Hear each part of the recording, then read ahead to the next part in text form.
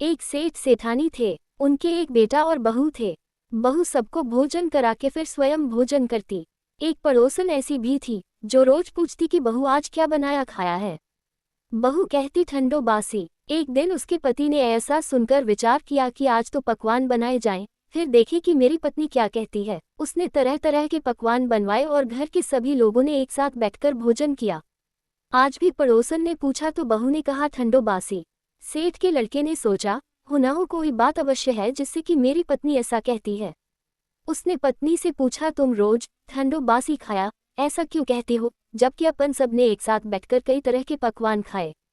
उसकी पत्नी बोली अपन जो खा रहे हैं वह अब आप बूढ़ों की कमाई है, जिस दिन आप कमा कर लाओगे उस दिन मैं समझूंगी कि ताज़ा भोजन कर रहे हैं।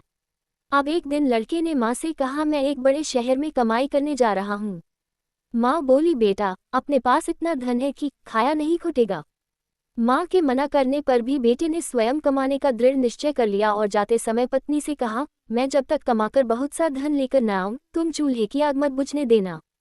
एक दिन चूल्हे की आग बुझ गई तो वह मन ही मन घबराने लगी, कहीं मेरे पति पर संकट तो नहीं आन पड़ा।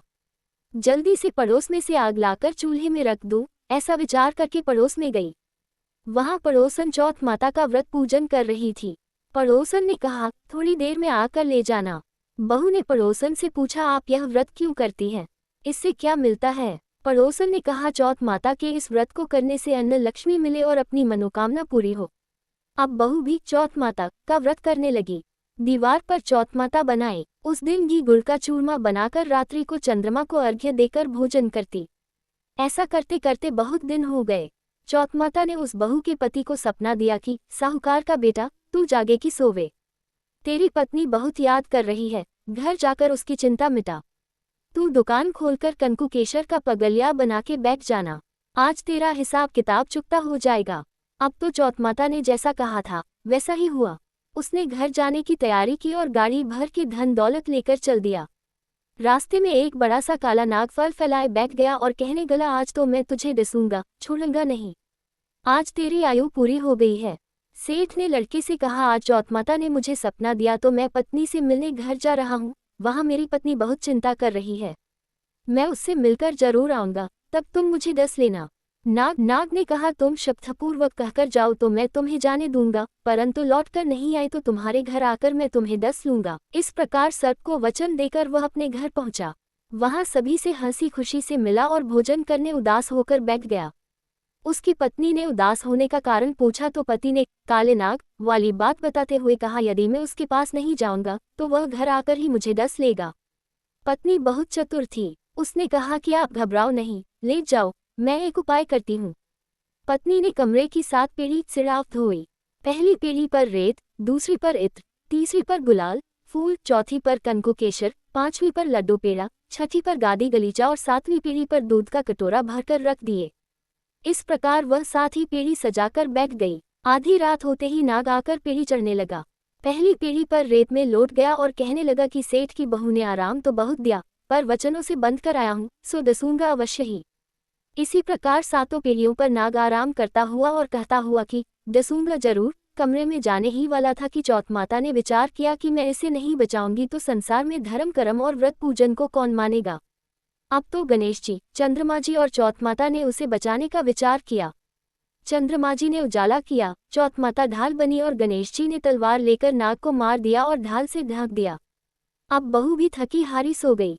दिन उगा तो लोग बेटे से मिलने आए, परंतु बेटा बहू तो उठे ही नहीं थे। बहुत देर हो गई तो माँ उन्हें उठाने गई। माँ ने 7 पीढ़ियों पर जो कुछ देखा तो बहुत घबराए और बेटा बहू को आवाज लगाई। बेटा बहू उठे तो देखा कि एक ढाल तलवार वहां पड़ी है। अब ढाल उठाई तो वही काला नाग मरा हुआ पड़ा है। बेटा बहू ने सोचा कि आज तो धर्म कर्म ही आड़े आए, जो भगवान गणेश जी और चौथ माता ने अपनी रक्षा की। हे चौथ माता, आपने जैसी सेठ के बेटे बहू की रक्षा की वैसी सबकी रक्षा कीजो। बोलो चौथ माता की जय। गणेश जी की कहानी। एक बुढ़िया थी, वह बहुत ही गरीब और दृष्टिहीन थी। उसके एक बेटा और बहू थे। वह बुढ़िया सदैव गणेश जी की पूजा किया करती थी। एक दिन गणेश जी प्रकट होकर उस बुढ़िया से बोले, बुढ़िया माँ, तू जो चाहे सो मांग ले। बुढ़िया बोली, मुझसे तो मांगना नहीं आता, कैसे और क्या मांगू। तब गणेश जी बोले, अपने बहू बेटे से पूछकर मांग ले। तब बुढ़िया ने अपने बेटे से कहा, गणेश जी कहते हैं तू कुछ मांग ले, बता मैं क्या मांगूं। पुत्र ने कहा, माँ तू धन मांग ले। बहू से पूछा तो बहू ने कहा, नाती मांग ले। तब बुढ़िया ने सोचा कि ये तो अपने अपने मतलब की बात कह रहे हैं।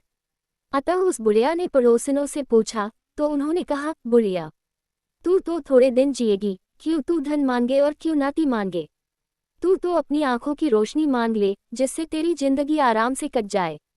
इस पर बुढ़िया बोली, यदि आप प्रसन्न हैं तो मुझे 9 करोड़ की माया दे, निरोगी काया दे, अमर सुहाग दे, आंखों की रोशनी दे, नाती दे, पोता दे और सब परिवार को सुख दे और अंत में मोक्ष दे।